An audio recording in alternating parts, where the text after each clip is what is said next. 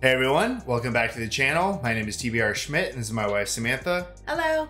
And today we are watching episode 4 of Masters of the Air. What'd you think of the last episode? The last episode was rough. There was a lot of death. We had just talked about how things felt different because you're flying and then you come back and you're at a base and you're not like stuck out in the freezing wilderness or something. Exactly. So this was like our first real episode of like almost full combat for the whole episode. Yeah, full combat, a tremendous amount of loss. We already lost some characters that I thought would be main characters going through. I say characters, I'm not sure if this is based on a true story. We kind of said that with like Band of Brothers, but it's not characters, it's real people.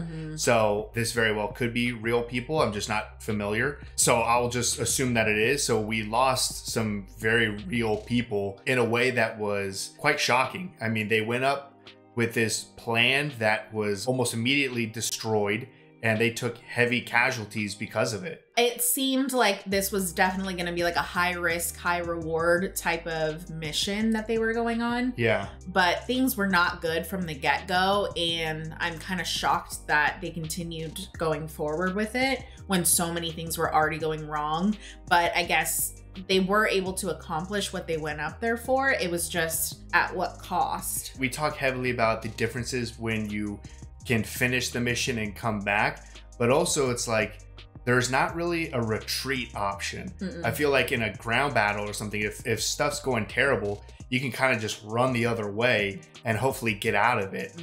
Whereas this is like there's no turning around. No, I mean, to a point. I guess in one of the earlier episodes we did see 1 or 2 planes turn around, but in this case, I mean, they're in the thick of it and it's really just keep going forward because backwards is just as bad. Yeah, so it's just such a difference in experience for the combat during and after, but an amazing produced show so far. It'll be interesting to see now that we have people scattered on the ground. Do we start having more personal stories of people and their, journey after or being on the ground and stuff? Or do we continue to focus primarily of just the air attack mission? So I'm really looking forward to the rest of the season because I feel like you can go into a lot of different directions based off of the events of last episode. Totally. I'm excited to get back into this episode. So if you'd like to see the full-length reaction for this as well as everything else we've reacted to, the link to our Patreon is in the description.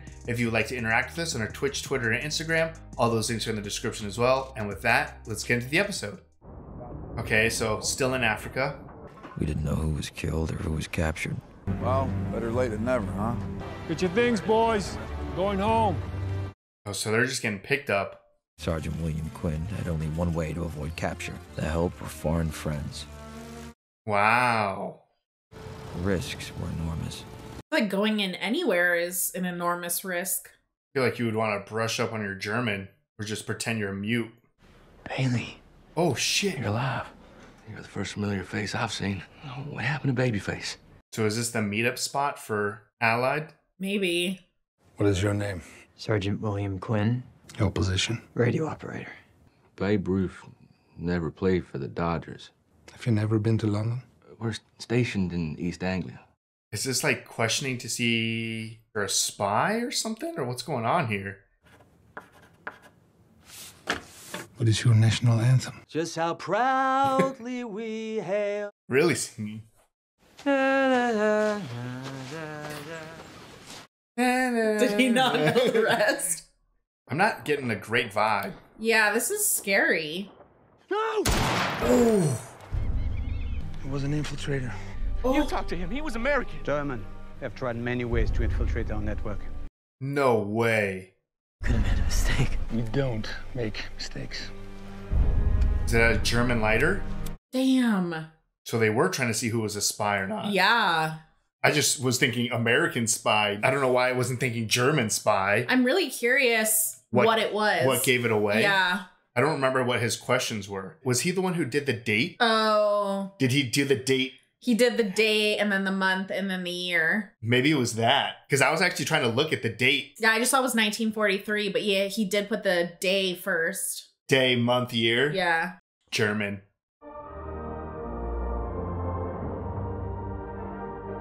We've just seen so few scenes that are in the... I know feels like there's so many more scenes left to see. I mean, we're not even halfway through the season, though. It's true. If you survived 25 missions, they sent you home and built bond tours around you. Captain Glenn Dye and his crew were the first to get close. Close to 25? Don't worry about Dye. 25 missions. He'll be here soon. Thank you, John. Doesn't sound good. Hey. Oh. Damn. Oh, I thought they were shooting off flares. I'm dropping by some stations to prove the 25 can actually, happen. We're all that's left, aren't we? 12 crews out of 35. Damn, 12 out of 35? Hey, to the fellas who aren't here tonight, who should have been. Drink to that. Yeah. I hope this guy gets to go home. No, it was kind of ominous what they said. The giant shindig because one crew isn't going home in a box. Why you always gotta say things like that? It's probably nice to be positive about something. It's not a good sign for us. One crew making it merits a blowout bash. I guess they don't expect many crews to make it. Well, you boys, you come with a hell of a reputation. We were known for flying in our underwear. That's what the kids are doing these days. Those forts get so hot. Oh, okay, that makes sense. We heard you're outstanding pilots. Feels like we're actually gonna do something. Well, you'll do something, all right. Yeah. Like, be casualties. Why do you have What am I thinking talking about my skivvies in front of your father? I could be the last pretty face they ever see. You want to kiss me? So, like, old school, too. A kiss is like a kiss on the cheek. I heard you were already on 20 missions. They're already at 20? Any advice? Try to stay alive. For at least 11 missions. What happens after that? Yeah. Beat the odds. Oh, shit. He's being real forward with them. Might be necessary. Yeah, there's no point not to be, but still. All these new faces. When go down, they won't remember us either. Show up ready and able to fight. What you do between battles. How drunk is he? You know how we can end this whole thing tonight? We bomb the hell out of Hitler's hidey hole. Now who's flag happy? You are. So. Is this going to turn into some laughter, hopefully? You need a break. I think the colonel ought to fix you up a weekend pass. Yeah. You should come. Yeah, maybe next time. I feel like there's a couple of people who could use a little bit of a break, which is interesting because they're at a party. Yeah. I feel like this brings out a lot of emotion. I feel like that's another way to look at it. When you're in the shit 24/7, you never get a chance to escape. But with this, like, you're constantly getting rocked back and forth. I'm one of the lucky ones.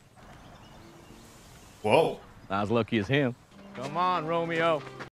Yeah, I wonder if he'll ever see any of the other guys again. I doubt it. Henson got out. Yeah, of course.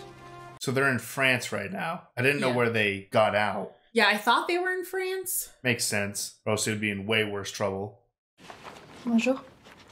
Bonjour. Bonjour. Michu is your guide. She's barely a teenager. She's your guide. If the Germans find this, what do you think they would do to Louise and her family? Oh. They would shoot them, and then they would find the next one and do the same to them. I mean, it makes sense. I'm sorry. It was stupid of me. Stupid means dead. I feel like this is going to be really difficult Yeah, when they don't speak French. Yeah, and there's like no room for error. Na zdrowie. That's probably Did he get that pass? Guess so. You know how to tell if a man is a pilot? He'll tell you. It's like a vegan. Where's the husband? He wanted to be a hero like you. He's either a prisoner of war or rotting in a potato field. Dang. Maybe you are drinking his spirit now.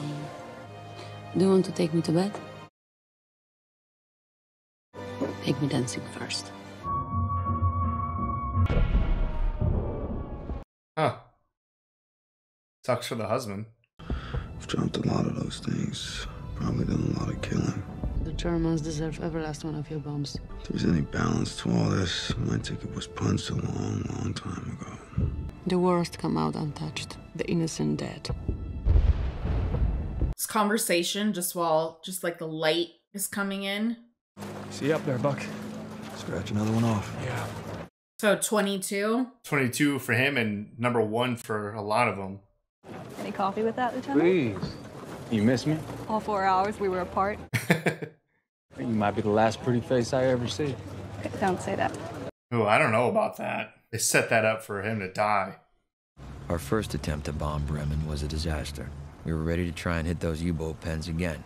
I assume Bucky is still in London? Could be. They said they were going to try to get like a 3-day pass. Major, sir, I have a problem with the left magneto in number 2. I can fix him while you taxi. That's crazy. What, you gonna ride the wheel? Give it a whirl. What? I don't like that. I mean, I'm sure the alternative is not going up, and he doesn't want that. Lemon says he'll do it, he'll do it. Please. On it, Major. I'm going as fast as I can. What's your plan to get out? Just roll? Probably hoping to have it fixed before they take off. Oh, definitely. Oh, don't drop that. Should be good to go. Damn. Go get him, boy. He deserves a medal just for getting that fixed. Do as I do. And whatever you do, do not speak. Thank God she speaks English. Yeah. Are we going? No, I'm gonna make pee-pee. Do we make pee-pee? About the crash. It's Babyface. Bailey, That was the guy who was stuck? I think so. I couldn't get him out. The hatch was jammed. I left him there. I would have done the same thing. Contrôle des billets, s'il vous plaît. Oh, fuck. No, dude. Well, this is someone different. Yeah. Monsieur, quelqu'un a volé la valise d'une pauvre dame. Oui, oui, un moment, mademoiselle. That's all you wanted? Oh my God, dude, you have to stay calm. Don't do that again. You must keep your head. Thank God she was there. You do anything like that again, I'll knock you out. Good. Get ready, boys. Clear the horse stand. It's 13. Just 13? Where are you, Buck? How many did they leave with? 24 forwards, 13 maiden. Fuck. DeMarco and Buck Clevin, too. Lieutenant Crosby. I'm sorry, son. We lost Buck? If you want any. Bob's on that side. There you are. Shot. Hi. I assume he didn't make it. He was one of the new. I don't remember his name, but... Yeah. Squadron lead went down. Did you see any shoots? I only saw 4 shoots. That's all. Okay. Buck's a lead, right? Yeah. Our baby with Buck Clevin and DeMarco. I didn't see any shoots. It was hell up there today. Lieutenant Nash didn't make it. Only knew him for like a day, but still. They dropped out of formation somewhere over the IP. Buck? Who's gonna tell Egan? He was Not even back yet? No, and he was already kind of in the dumps. The aftermath of a bomb being dropped. Can I get one of those? With the change. Thank you. Did they smash Bremen? Is he gonna see about Buck in this? He's gotta get back. I'm sure he wants to call after he sees 30 went down. Was Buck in the lineup? He went down swinging, John. Who else? Most of the starting lineup. Jeez. Is there a game tomorrow? Yes. I want a pitch. All right, that was episode 4 of Masters of the Air. What'd you think? That was a lot. Different episode for sure. 0 combat. Yeah, we got pretty much the entirety of like everything. I'm sure not everything, but a lot of what you get not during combat. We had the party, and that was odd to start with. You have this like celebration of them making it through 25 missions, but the celebration is also few and far between. So it's just a reminder of that as well. And, you know, Bucky was clearly having a very rough time of it. Yeah. And with all these new guys coming in, he was being very frank with them. The kind of moment that stuck with me was if you make it through 11 missions. You beat the odds? Yeah. That's not good odds. No. And then we don't even get to see what goes down with Buck. Yeah, I mean, we touched on it a little bit before in previous episodes, but it's this weird event where if a fort goes down, it's essentially 10 guys lost. So it makes it interesting when you talk about like, oh man, we left with 24 and we came back with 13. So it's like, okay, well, that's 11. And then they say, well, 3 came back with like mechanical failures or something. So 8. So in one way, you'd be like, dang, we lost 8 forts. But that's 80 guys. Yeah. And it feels like, I mean, we've only seen a few missions, which is surprising. Obviously, you can't like show multiple per episode. Mm-hmm. And obviously, like this one, you didn't even see one. But it was surprising that Buck was already at 21. And it feels like almost every single time they go out, or at least we focus on a mission, they lose like half of the forts that go up. There's a lot. Obviously, we're not getting to know a ton of the characters in this or the people that they're based on, but this is a lot. Like you can't even really comprehend like how many people are being lost because we're not getting to know them. So it feels like when we lose someone like Buck, that is huge because Buck was a major person to us in this series so far, and we're only 4 episodes in. Yeah, so when you do lose some of the main people, that hits a little bit differently, but it's also like you just have to remind yourself like, dang, you lose 1 fort, that's 10 guys. The scale of it is very bloody. I mean, to send a mission out and almost know that half of you are not going to return, to know that there's a good chance you're not even going to make it to 11 missions, or to think about this extremely rare event to get to 25 missions. We've talked a lot about how, you know, they have their mission, they go back, and it's such a weird environment because things are very peaceful and they're drinking and they're partying and they're eating hot meals and there's women all around and stuff. And this was the first time where I really tried to look at it at a different way, to be like, especially with Bucky having a really hard time, it's like if you're in the thick of it in the air for whatever, a day, half a day, and then you come back and it's like this peaceful time, it's almost like you have the ability to think negatively. You are in a situation where you can actually take a breath, but then the thoughts that enter your mind could be very dark. Whereas some of the other previous series we've seen, for the most part, there are people who unfortunately break along the way. But when you're like in it 24/7, you don't get a moment to yourself to realize how shitty things are. Yeah, you're not getting the time to struggle. I'm not trying to say like one's worse than the other or which one's worse or whatever. It's just different. And it's something where it's like Bucky has had so much time, I feel like, when he comes back, to just get lost in very bad thoughts. Mm-hmm. And then even this trip away to kind of like refresh or recharge, he loses Buck, his best friend. It's like, that's not going to be good at all. No, and Buck was looking out for him. He was the one that made sure that he could take this time away. And he obviously, like, he met someone, he was having a great time. And for a little sliver of time, it wasn't about the war.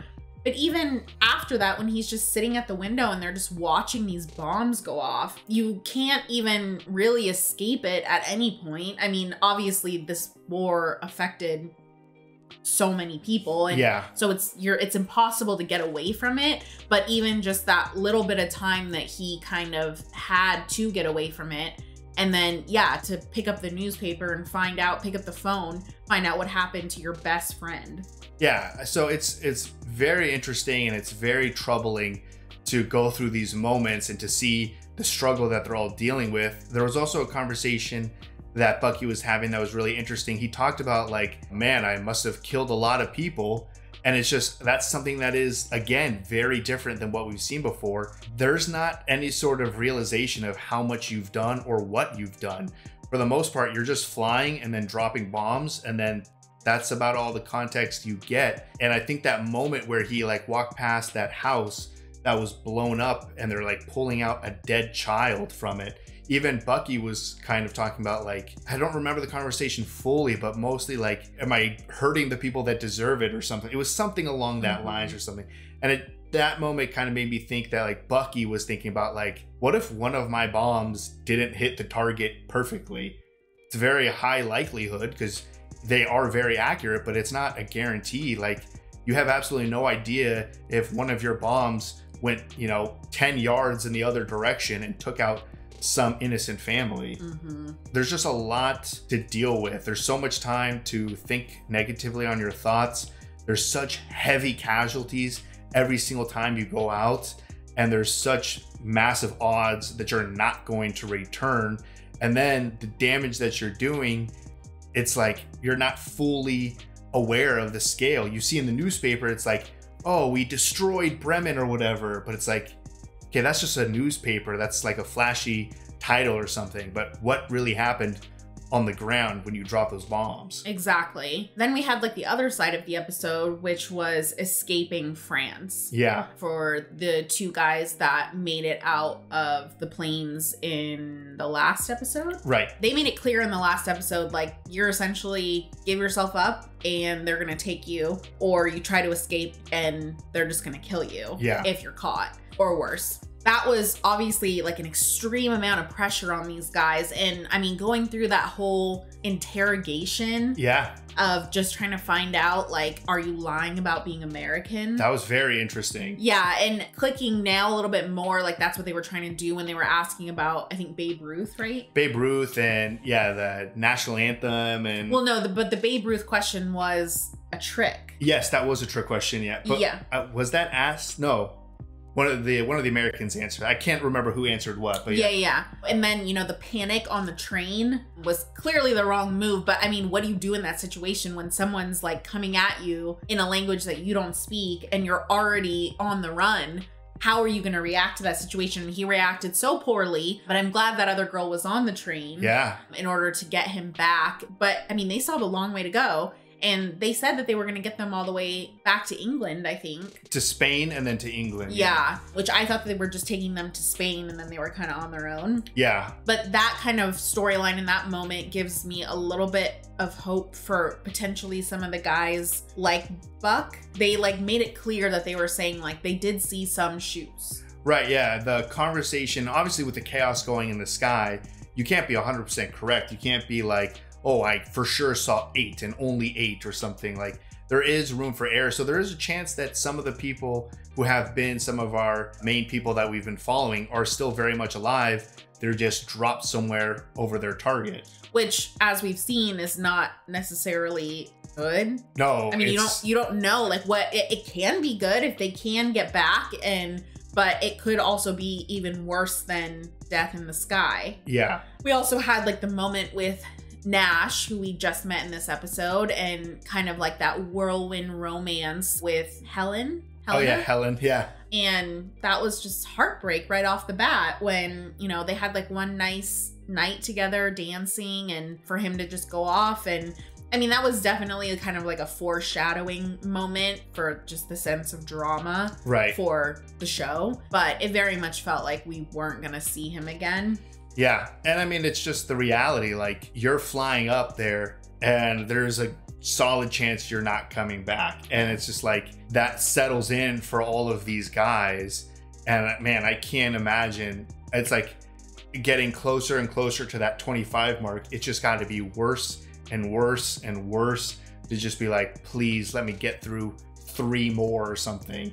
Like, you get so close and you're probably like, some of the guys, if you're getting close to the end of the war or something like that, you're like, don't get me involved in anything. So I think that just hit, especially for the new guys coming in, getting thrown into a mission like that. I mean, they're going to be seasoned pretty quickly on how terrible this is. This was huge losses in this episode, and it was losses that we weren't even a part of. Like, we didn't see it, and we were kind of more on, Bucky's side of just being off on vacation, take a couple days away, and also missing it. And there's also a lot of unknown too. Again, like if you're just ground forces or something, you probably get your information relatively quickly to be like, okay, this is how many people we lost, this is how many people are injured, we can see everyone and stuff.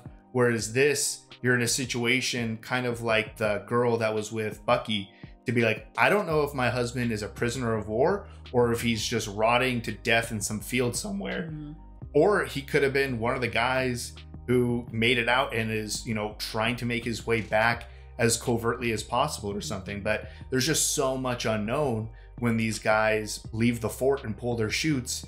Every single person is just like, I don't know, they could show up months from now and awesome, or we'll just never truly know what happened to them. Yeah. It's just so different again.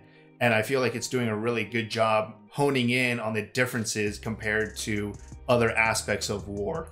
Yeah, this is definitely completely different. It seems like Bucky is going to be coming back with a vengeance, and he wants to pitch, which I assume means lead the next mission. Who knows what the next mission is? It's also insane to think about the amount that it takes to restock.